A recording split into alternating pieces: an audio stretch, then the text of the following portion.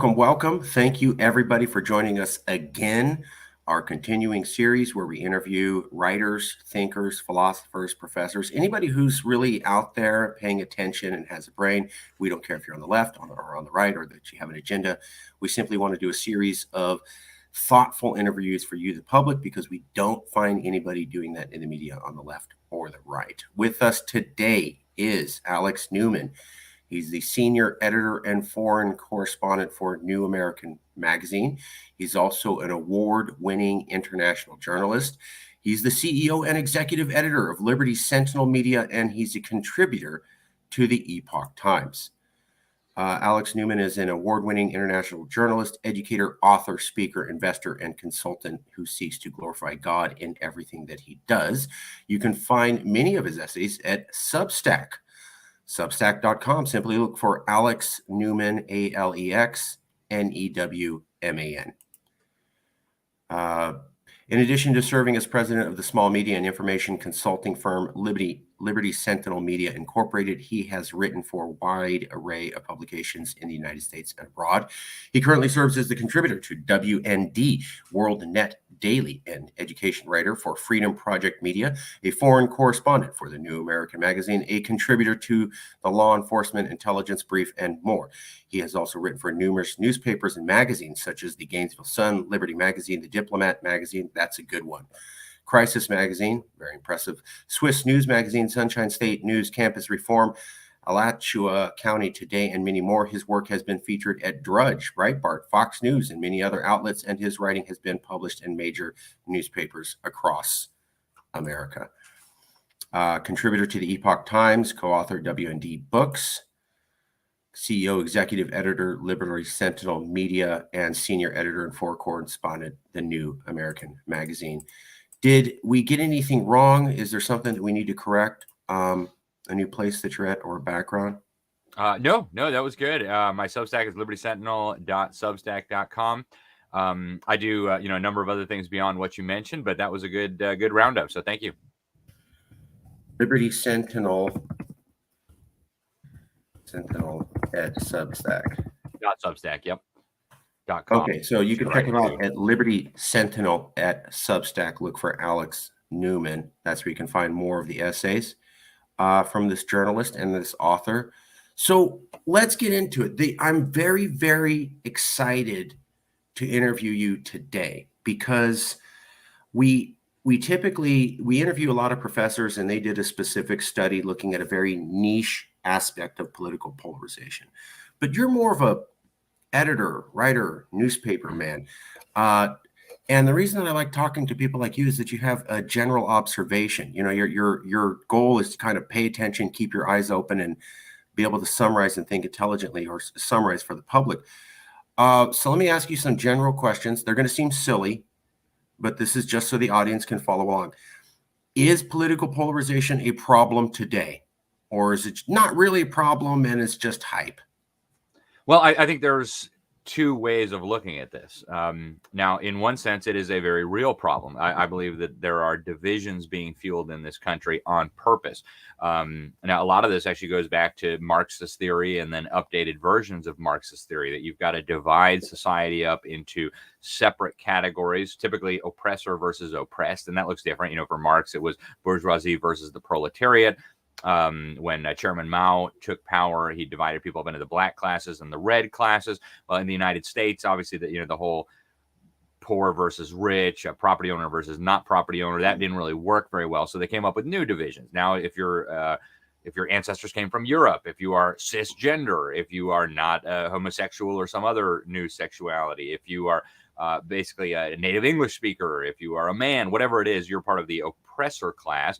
If your ancestors came from somewhere other than Europe, if you speak something other than English as your native language, if you are transgender, bigender, agender, new trois, free spirit, any kind of new innovative gender, you all get to be part of the oppressed class. And so in one sense, there is a very real polarization.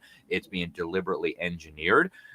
We see efforts to divide men from women. They're telling women that they're being oppressed by their husbands or whatever, that patriarchy is the root of all their ills. They're telling people with different skin tones that it's white people who are their problem, and everything that goes wrong in their life is somehow attributable to white privilege or white supremacy or what is it, systemic racism. And so you just keep manufacturing these divisions. They tell some people that Jews are the whole problem. There's some people that Catholics are the problem, that Protestants are the problem, that Democrats are the problem. You name it, anything where they can divide and create a fault line among Americans, that is being, I believe, deliberately pursued. And so in that sense, yes, it's a problem. It's a very real problem. In another sense, there must be division. In fact, Jesus Christ himself said, I came to cause division. And so there will always be division between right and wrong. There will always be division between truth and lie, truth and error. And so in that sense, there needs to be division. When there are people in society promoting ideas that are evil, when there are people in society who are promoting ideas that are dangerous, then there must be division. The rest of the population must separate themselves and say that's wrong.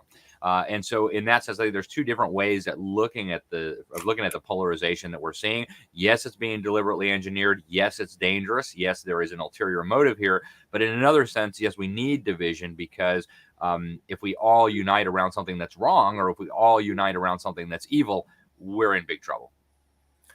I don't want to get into the who's engineering it just yet. Let me think about that. I got to be careful with my algorithms, but let's talk about, yeah, thank you for understanding. But let's talk about this. How long have they been trying to divide us, and has it gotten significantly worse in the last 5 years? I think the forces you're talking about sound like they've been going on for years or decades. Has it always been this bad for the last 3 decades? Has it gotten much worse in the last 5 years? Or have they've been treading along, doing what they've doing, and it's working as well as it has for the last 30 years? Or is there an uptick in the last 5? I mean, how far back does this go? Is there progress, and are they getting even more successful recently? They are becoming orders of magnitude more successful. So we see the polarization increasing now. And that's because this was a process that took a long time to bring about. Now, if you go back to Marxist theory, Karl Marx, of course, believed that the proletariat, the working class, was inevitably going to rise up and basically smash the bourgeoisie and take power and create this dictatorship of the proletariat. Of course, that never happened. And so a lot of Marxist theorists, then people like Antonio Gramsci, people like the Frankfurt School, came to the conclusion that the real problem is that there's this kind of Christian culture that needs to be broken down before that process of revolution can really begin. And so we saw very deliberate efforts to make that happen. And it didn't take root right away. I mean, society was really under this kind of protective barrier, almost like an invisible force field. And it took generations to start even putting cracks into that force field. Now that force field has been all but destroyed. And so now the division is accelerating. It's happening more and more rapidly. They have been able to break down the critical thinking abilities, the reasoning abilities of younger generations. They have actually, it sounds kind of weird, but it's exactly what they've done. They've used behavioral conditioning, very much like what you do with circus animals, to radicalize and weaponize younger generations in a way where they can't actually be reasoned with, because what they're having is an emotional conditioned response to a given stimuli.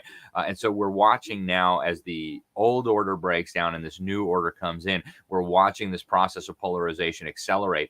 And ultimately, I think the goal of this polarization that is accelerating is to break down the previous order and replace it with something new. And I think we're very rapidly approaching critical mass, if you will. And so that's going to continue accelerating, I believe, in the years ahead. Whether victory for these forces is inevitable or not, that's a whole nother question. I don't claim to know, but I don't think it's set in stone. But I do believe that the division, the polarization is going to continue accelerating, at least and unless until some more powerful force steps in and stops it. Are they close to the level of polarization they wanted to cause? Their eventual goal? Are we close to that? Are they? We are. Off?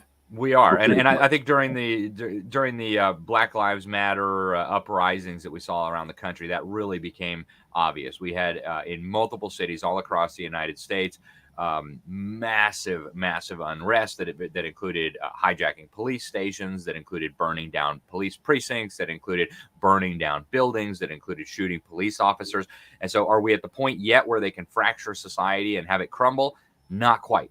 but we're rapidly approaching that. And, you know, they I think, thought they were going to be more successful. Back in the 60s, I think there was a time where they thought, you know, we've got them right where we want them. And yet American society proved to be too resilient. The Christian kind of moral foundations of the nation were too strong, were too resilient to be able to succeed. And so they kind of retreated a little bit, regrouped a little bit. And now I think we're approaching the phase where they think they may have radicalized us and polarized us enough to finally pull the rug out from underneath and watch the whole thing collapse. You're talking about forces that go back to the 1960s. When we've done a lot of these interviews, people have said, you know, the 1960s was another pivotal period, a lot of disagreement with Americans, and we got through it just fine. Is now worse than the 1960s? And I think you're saying it is. And how specifically are we more in danger, a less cohesive, less strong, more divided society than we were in the 1960s, in your opinion, sir? Yeah, there's no question that we are in much more danger today than we were in the 1960s, because even though they made a lot of progress in the 60s, even though there was a lot of unrest, there was a lot of division, there was a lot of polarization, mainstream society still held certain fundamental presuppositions. There was much more broad understanding of, you know, the benefits of the Constitution. And that was a time when, you know, even liberals claimed to love the Constitution. Even the factions that were seen as kind of at the leading edge of the unrest actually held similar values. I mean, you look back, for example, at Martin Luther King's speeches.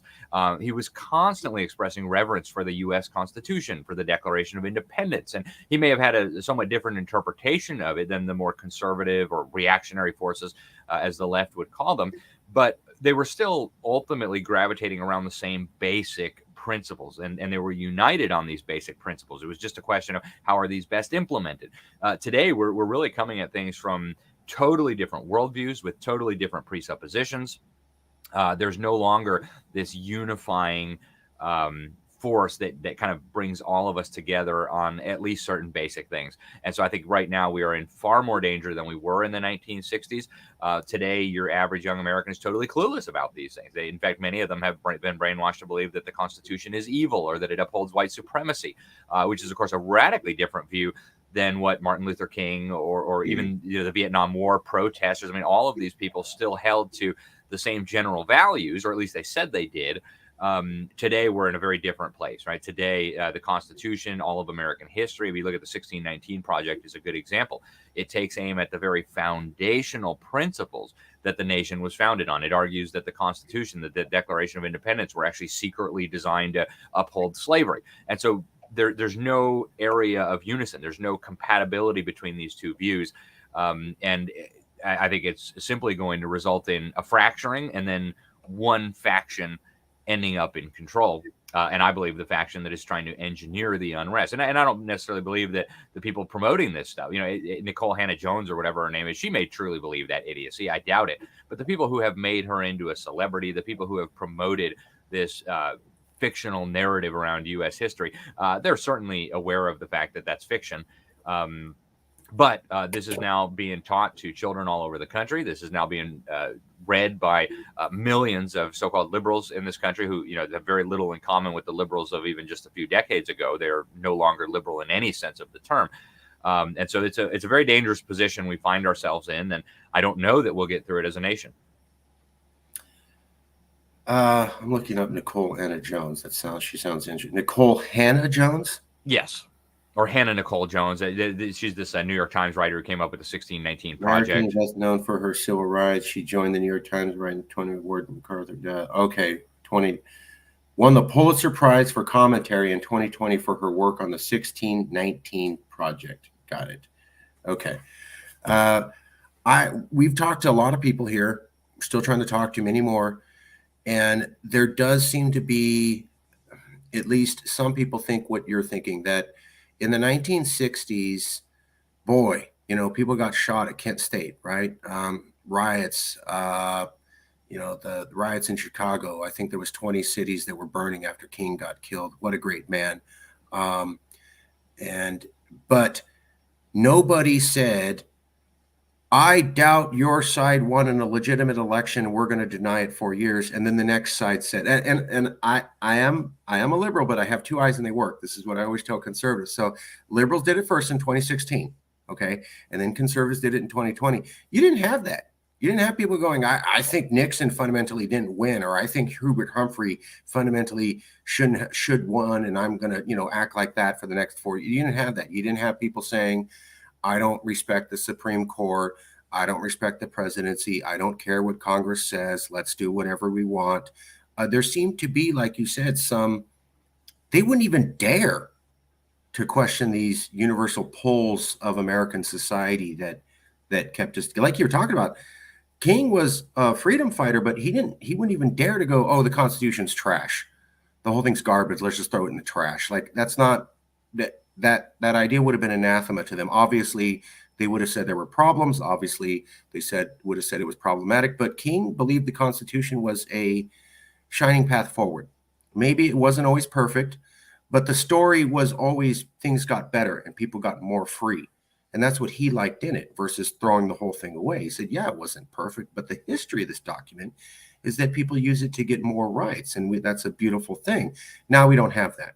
Is that a fair summary, that maybe the politics were just as divisive then, but you had some common sense, even in the far right and far left, that, boy, you would never doubt an election. You would never just ignore Congress or the Supreme Court and say, I don't care what the Supreme Court says. I do what I want. Like, they didn't have that idea. Am I correct? Am I missummarizing this? No, I think that's a very good kind of condensation of what we're dealing with. Now, there are, I think, some things that are different today than there were back then. Please. The introduction of voting machines has made it much easier, not just to question elections, but also to manipulate them. And so, there are some things that are fundamentally different. But yeah, in terms of the division of society, we're now at the point where entire institutions are being delegitimized.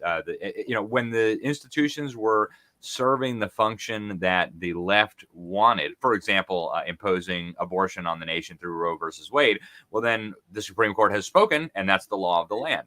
Now, when a lot of these radical projects that the radical left is hoping to continue to impose on America are at risk from the Supreme Court because there are more conservative justices on it today. Now suddenly we just delegitimize the entire court, or we pack the court.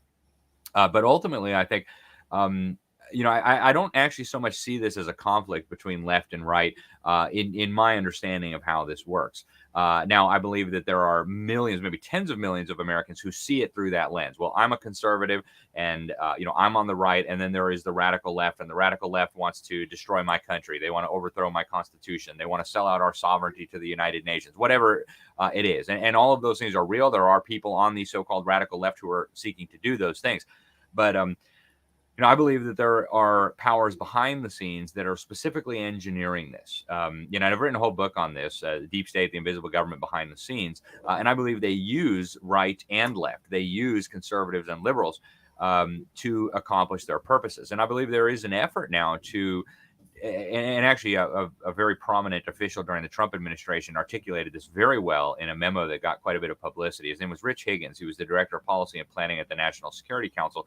He explained that there was, he described it as a Maoist insurgency taking place in the United States. And he said it brought together globalists and socialists and Islamists and this whole coalition that was united around, not necessarily on the specifics of what they wanted afterward, but they were united on this idea of the destruction of the United States. Not just the destruction of the United States as a nation, but the destruction of the United States even as an ideal. Those ideals that animated for centuries freedom fighters, not just in the United States, but around the world. The idea, as our founding fathers expressed it in the Declaration of Independence, that our Creator endowed us with certain unalienable rights. These are the foundational principles upon which the country is based on. And of course, they got a lot of these out of the Bible, but they also said in the Declaration of Independence that these were self-evident truths, which I happen to agree with them. They are self-evident truths. And we now have an effort to completely destroy all of that. And there are forces on the left that are being manipulated and weaponized to help accomplish that. And there are forces on the right among so-called conservatives who are being weaponized and manipulated into helping to accomplish that goal. And, division and conflict have been, at least since the days of Hegel, a critical strategy for bringing about fundamental changes. There's to give a very clear-cut example of this, there's an operation at Yale University called Skull and Bones. And the first guy to do a real, from the outside, the first guy, a historian, to do a real deep dive into this organization, he was a historian at Stanford University, Anthony Sutton, came up with this idea that, and this is how he articulated it in his book, Introduction to America's Secret Establishment and Introduction to the Order of Skull and Bones. He said it's not enough to just have a right. You have to have a right and a left, and then you're going to use this conflict to create the synthesis that is your ultimate objective. And we've seen that very clearly down through the years. A very obvious example was the 2004 election, where we had John Kerry, a member of Skull and Bones, and George W. Bush, also a member of Skull and Bones, and they wouldn't talk about it in the press at all.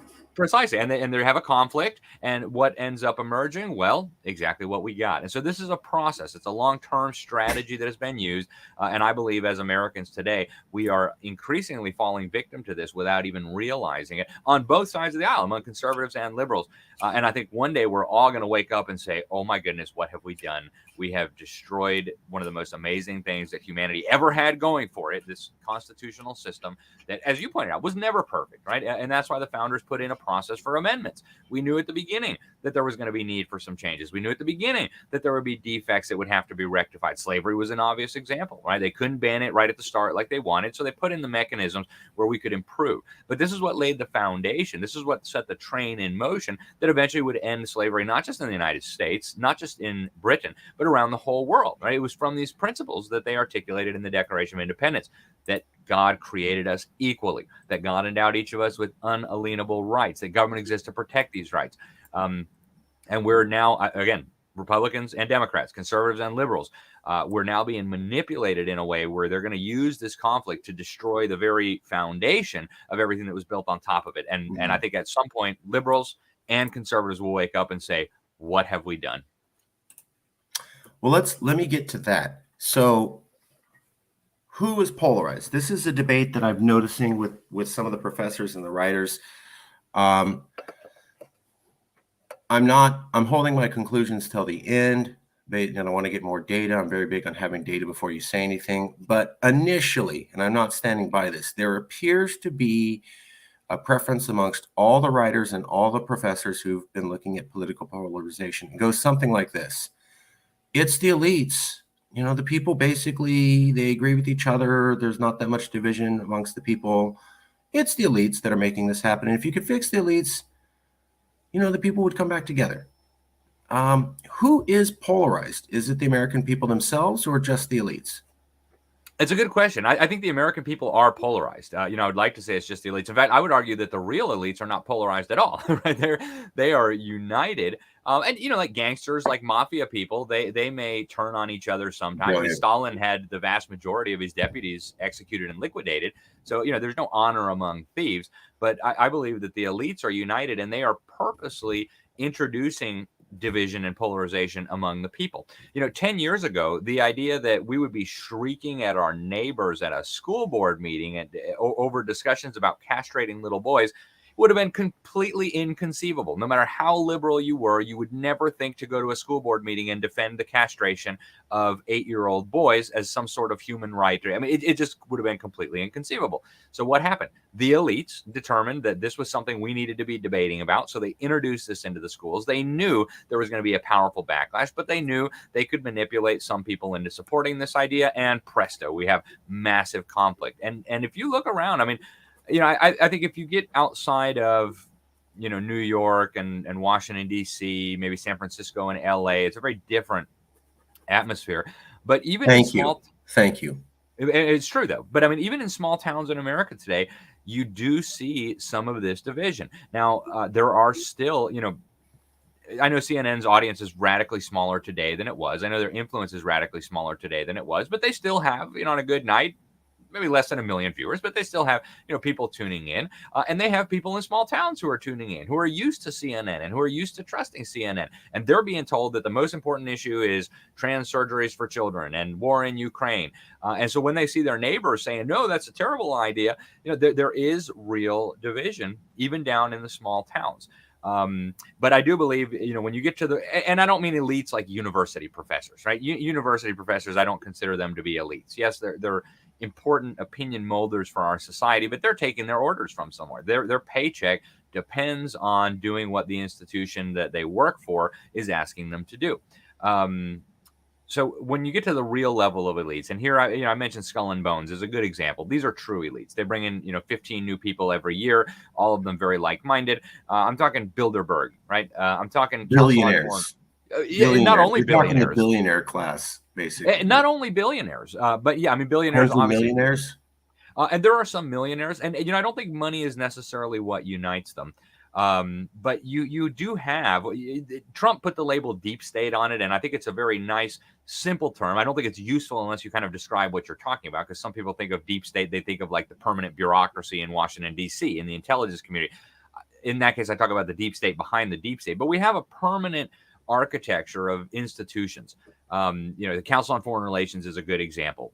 Every presidential administration going back almost a century now has been absolutely dominated, Republican, Democrat, doesn't matter, by members of the CFR. You look at David Rockefeller's Trilateral Commission, and there are corollaries to this. There are sister organizations to these in other countries, right? We have the Council on Foreign Relations here. Well, in the UK, they have the Chatham House, right? The Royal Institute for International Affairs. On the continent, they have the European Council on Foreign Relations. So these are international networks.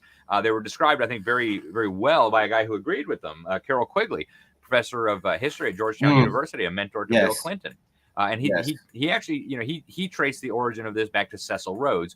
I, as a Christian, I go back much further. I look at things through a biblical lens, and I go back and I look at, in the Psalms, multiple times we read in the Psalms that the kings of the earth, the rulers, it describes them as, are conspiring together, is what one translation says. Others say they take counsel together against the Lord and his anointed. So this idea that there are very powerful people united together for evil objectives is something that's been with us for thousands of years. Now, there have always been powerful restraints on the ability of these individuals to do whatever they feel like it. I mean, if it was up to them, we'd all be slaves or we'd all be dead. So clearly, they are not all powerful, like some people would like to suggest, that they're completely, everything that happens in the world is attributable to them. I reject that, and I think we all need to reject that, even though I think many of these elites would like us to think that way. But there is clearly a group of very powerful people who are united in their desire to have more money, more power, more control. And then the corollary to that would be we have less money, less freedom, and less control over our own lives. And these are the people who I believe, and the Bible takes it one step higher and talks about powers and principalities, right? The spiritual forces behind this. But to just keep it in the physical level, there is a group, a cabal, a deep state, whatever you want to call it, that has a vested interest in turning us against each other. So my wife thinks that it's the patriarchy that is the source of all her problems. So that my black neighbor thinks that it's white supremacy that's the source of all my problems. So that my Protestant neighbor thinks that it's the Catholics that are the source of all my problems. That the Catholic thinks that it's the Jew that's the source of all these problems. As long as we're all arguing amongst each other, we'll never notice or unite against the real elites who are actually turning us against each other. Trying to find there it is. So I went to go see the Auschwitz Holocaust exhibit at the Reagan Library for Ronald Reagan this past week, and I went with my mom. And there was this quote that I always remember. I remember this from a boy when I was learning about the Holocaust. It goes like this. First, they came for the communists, and I did not speak because I was not a communist. Then they came for the Social Democrats, and I did not speak out because I was not a Social Democrat. Then they came for the trade unionists, and I did not speak because I was not a trade unionist. Then they came for the Jews, and I did not speak out because I was not a Jew. Then they came for me, and there was no one left to speak for me. German pastor Martin Niemöller, incarcerated 1937 to 1945. I believe he died in the Dachau concentration camp. So you don't speak out, this group, that group, that group. One day it's your turn. And I remember that as a boy, and I'm glad to see that you recall. I'm glad to see that you realize that it was the people and not just the elites. It bothers me to see people put it on the elites. Maybe the elites are pushing it, but this map in particular bothers me. It's from the Wall Street Journal, 538, and other people have corroborated this. NPR, I think even Harvard University. You can go back to 1992. That's the map in the top left corner. And red equals don't even run here if you're a Democrat, you have no chance of winning. Blue equals don't even run here if you're a Republican, you have no chance of winning. Gray equals We're open to both sides. It's a competitive election. And you can see how 1990 through to 2000, 2012, and you go up to 2016, almost all the grays wiped out. That's a 30-year period of Americans doing that because they're moving. Now, maybe the elites encourage them to do this, but in my opinion, if you've been encouraging people to do this for 3 decades, even if it was all the elites, you can't undo that tomorrow. That's generations doing that. If that's correct, how do we bring America back together? How do we heal divisions? How do we make that happen if it is the people and not just the elites themselves? Before you answer, I want to throw in, there was a Utah governor when Marjorie Taylor Greene made her statement about, the left and the right can't live together. We need a national divorce. She said, Marjorie, we don't need a national divorce. We need marriage counseling. What is marriage counseling for 300 million people that are as polarized as levels not seen since the 1960s with no background of belief in common institutions look like? How do we fix a 30-year period, sir? I'm not sure that we can, and it breaks my heart to say that. I love America. I've lived most of my life outside of the United States, and that has really given me, I think, a special appreciation for the United States of America that I think, unfortunately, the overwhelming majority of Americans do not have. Even the ones who say they are patriots, who say they love America, they don't recognize what is so special about this country. But we are not at the point. We are now at the point where it may be too far gone. This was, as you pointed out, I would go back way further than 30 years. This is a multi-generational process that's been happening. And when America was created as a nation, we were almost all, and I say almost all because obviously there are exceptions, but we were almost all united on certain basic things. We were all united by the Christian faith, right?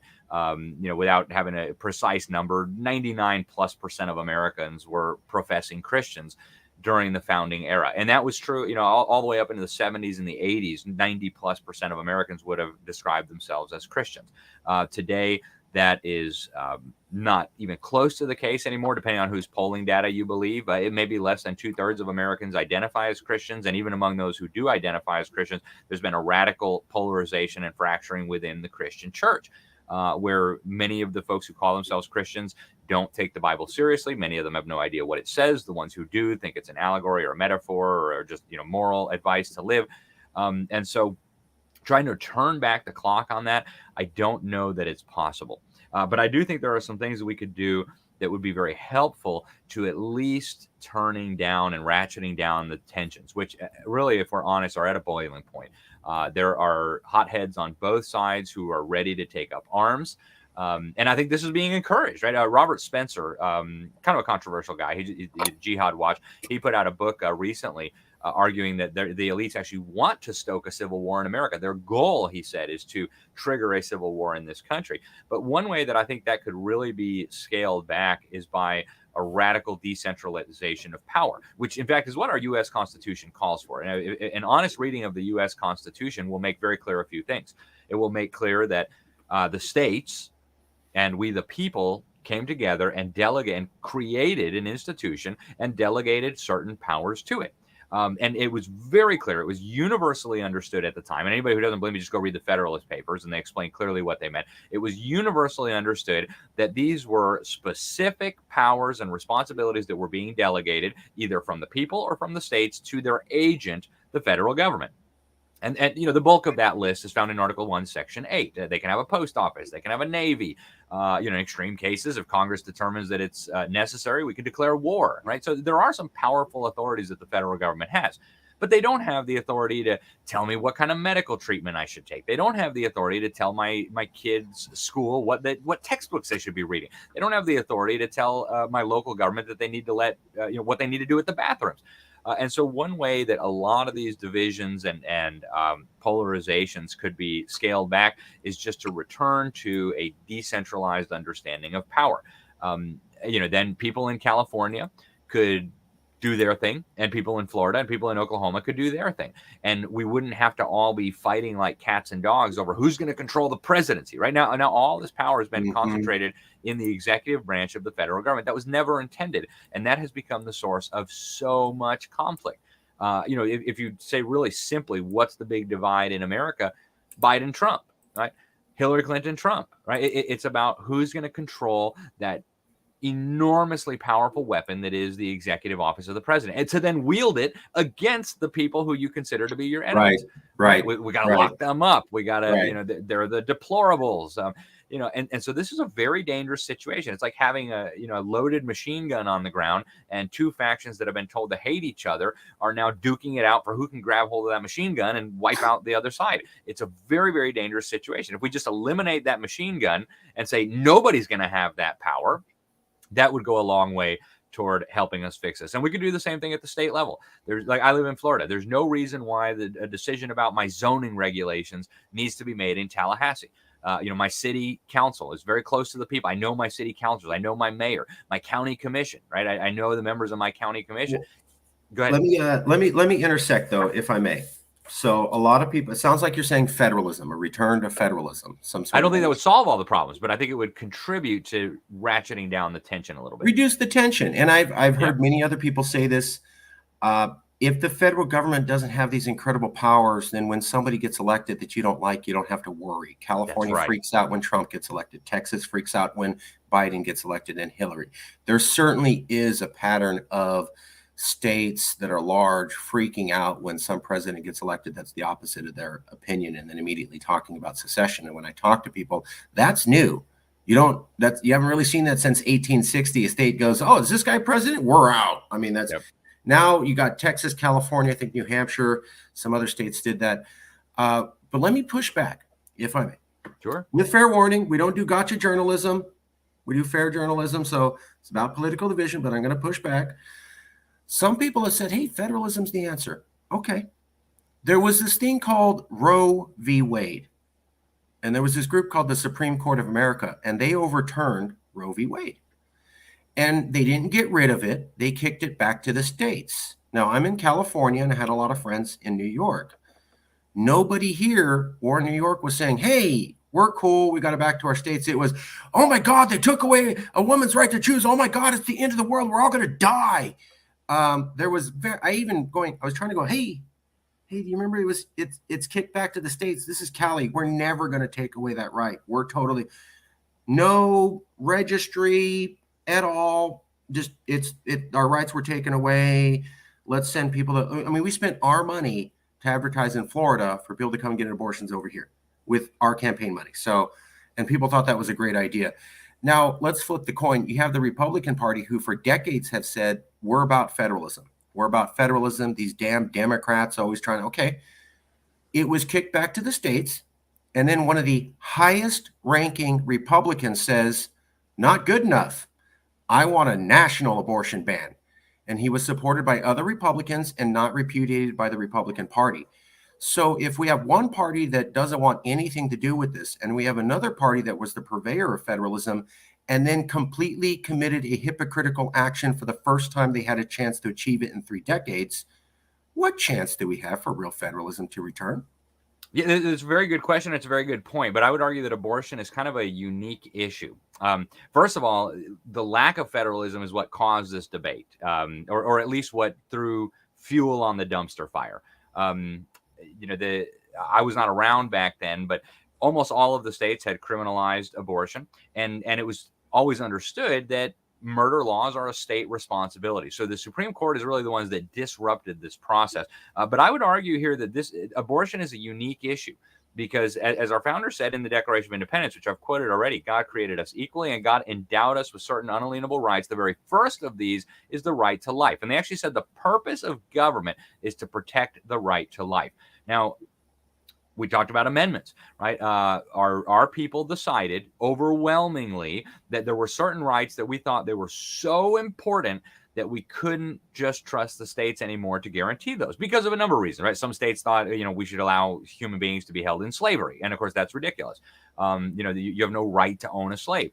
There were some states that were discriminating against certain people based on arbitrary characteristics, like skin tone, things like this. And so we decided as a nation, and again, the process of amending our Constitution is very difficult, and it was done that way for a reason, and I fully support that. I think that was a very wise decision of our founders to make it exceedingly difficult. You have to have a massive consensus to adopt these changes. But when we adopted certain amendments, take the 14th Amendment as one example, we said, look, some of these God-given rights are so important that we're not going to allow as a union any state to infringe on those rights. Now, I understand that most of the people who support abortion do not regard an unborn baby as a human being, as a person. I would radically disagree with that. This is a person. It's just a person who is not born yet. Okay, and there's all these different arguments. Whatever. We don't have to get into the Can't get specifics into of it, it. but yeah. But my point is, we decided as a people to guarantee certain rights for everyone at the federal level through the 14th Amendment. And so I actually think Dobbs was a dangerous, the decision that overturned Roe versus Wade was dangerous in a very serious way. Right, just a few days before the Supreme Court overturned Roe versus Wade, they ruled against the state of New York on a gun issue. They said the state of New York was infringing on the gun rights of citizens of New York. And under the 14th Amendment, that was not allowed. They had to respect the rights of the people, and especially their Second Amendment rights. And okay, fine, that's an acceptable decision. We can debate the merits of the 14th Amendment, whether it's still necessary today, whatever. But that is what's in the Constitution. Our people overwhelmingly supported it, and so that's what it is today. Well, if the state of New York can't deprive you of your gun rights, in what universe can we say that it's acceptable for a state to deprive you of your right to life, right? Your right to life being the absolute most critical of all your rights. You can't enjoy any other right if you don't have your right to life. If a quote unquote doctor sticks a tube in your skull and sucks out your brain, you can't enjoy your Second Amendment protected right to own a gun. You can't enjoy your First Amendment protected rights to free speech or freedom of religion. And so in the case of abortion, I think it's a unique issue. Abortion, I believe, at the federal level really should be criminalized. And yes, that'll cause division. Our people have been indoctrinated, they've been radicalized, and many of them have been convinced, I think through manipulation, that it's some sort of freedom or right to kill their baby. Okay, just for the algorithms, we gotta let me summarize if I may. I get what you're saying, that yep. I think what you're saying is, that was a special issue. Don't take the reaction of Republicans as a standard for federalism. Okay, but this party has been talking about federalism for decades. They got a major break. They did not back it. That's still a fact. Like, you guys had a chance after decades and you acted like hypocrites.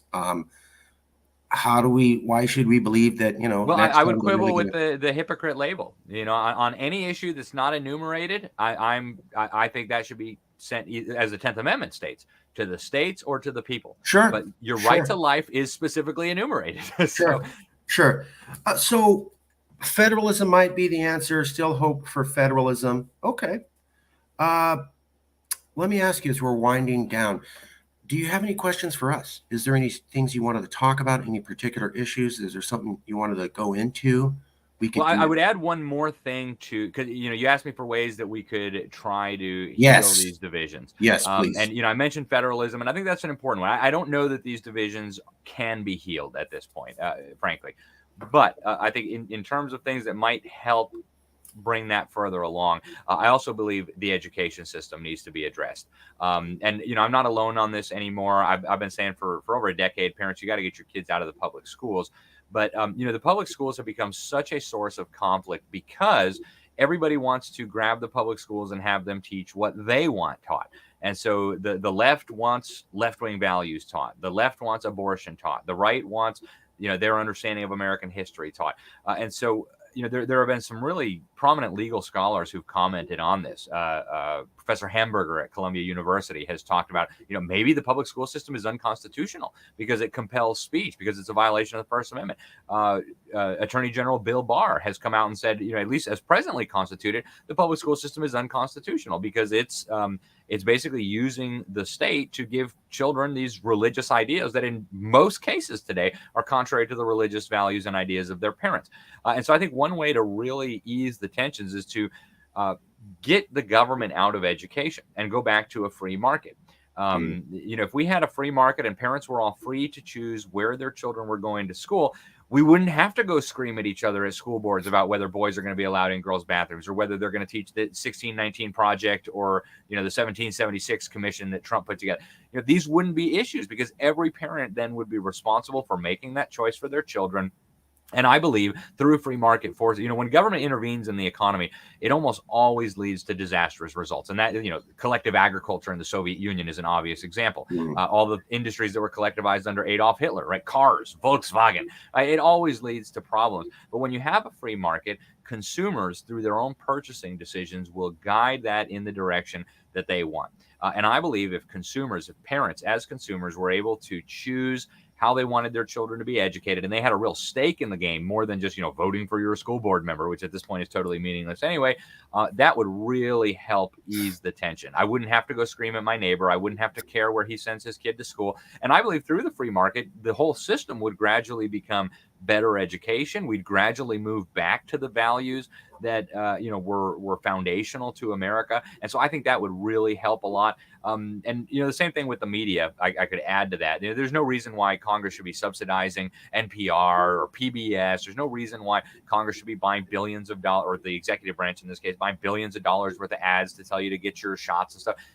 Stop the government subsidies for the media and let the free market determine. And I think some people will say that would contribute to the polarization. I disagree 100%. So those are some that I could come up with. And again, I don't know that it could be healed, but I think each of these would contribute to at least easing the tension. I like that you had ideas. You had specific ideas. I like that. Turn to federalism, the kids. I don't want to get into it, but I do want to point out Bill Clinton, when he was graduating college, did write a research paper talking about how the elites are awesome. I forget, there was some book talking about the real life elites and the real life billionaires, and he wrote kind of a college paper talking about how they're great. That's a fact. Epstein Island is now a fact. It was called conspiracy for years, and people were said that you're crazy. That is a proven fact. And Bohemian Grove was also considered crazy in a theory, and that is also a fact. I don't want to talk about it. I'm just throwing you a bone. For the Algrams, thank you for being understanding. Appreciate it. Do you have any? Okay. Let's do the last minute thought. So this is something I always ask everybody. Picture you're somebody watching this interview. You're not yourself. You're somebody on the outside. You're watching this interview. And we've been talking for a little bit, and it's been great. Somebody's watching this interview. They've been following along. But 5 days from now, they're going to say to themselves, there was this interview and it was very fascinating. There was a lot of material, but there was this one thing this guy said, and it's 5 days later, and I can't get it out of my head. What is that super sticky thought you would like the public to be left with? Maybe just this polarization that we're seeing is actually it's being deliberately engineered. It's part of an agenda, and I think as Americans we need to all take a step back and realize that our neighbor is not our enemy just because he's got a Biden sign or a Trump sign. We're being conditioned, we're being trained, we're being manipulated into hating our neighbor. We're being manipulated into hating our fellow Americans. And this is by people who are very nefarious, who don't have our best interests at heart. So I think we need to recognize that we can disagree without becoming vitriolic, without becoming violent. And I think as a nation, actually, not just as a nation, but even as individuals, as families, as communities, we're going to have to do this if we don't want to end up in the kind of thing that so many other nations and peoples have ended up with throughout even just the last 100 years. There's innumerable examples. And, will it end up like Rwanda, the Hutus and the Tutsis? Hopefully not. But this path that we are on as a nation is incredibly dangerous. There are vested interests that are deliberately turning you against your neighbors. And so take a step back, cool it.